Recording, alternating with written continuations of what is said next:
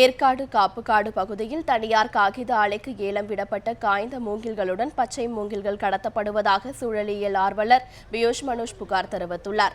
சேலம் மாவட்டம் ஏற்காடு அடிவார பகுதியான குருமம்பட்டி, டேனேஷ்பேட்டை, சேர்வராயன் வடக்கு சரகம் பகுதிகளுக்கு உட்பட்ட வனத்துறைக்கு சொந்தமான 20,000 ஏக்கர் ஹெக்டேர் பரப்புள்ள காப்புக்காட்டில் காய்ந்த நிலையில் உள்ள மூங்கில்கள் வனத்துறை சார்பில் ஏலம் விடப்பட்டு காகித ஆலைகளுக்கு வெட்டிச் செல்ல அனுமதி வழங்கியுள்ளது.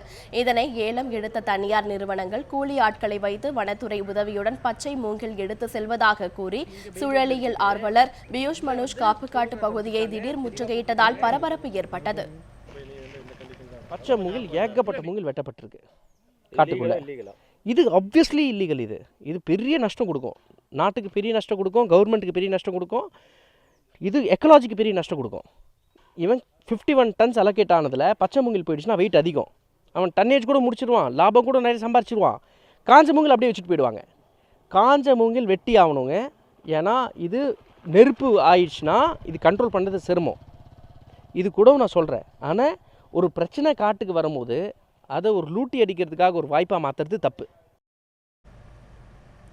காப்புக்காட்டில் முதிர்ந்த மற்றும் காய்ந்த மூங்கில்களை மட்டும் வெட்ட அனுமதி அளித்ததாகவும் வனத்துறையினர் மேற்பார்வையில் காய்ந்த மரங்களை மட்டுமே வெட்டுவதாகவும் சேலம் சரக வன பாதுகாவலர் விளக்கம் அளித்தார்.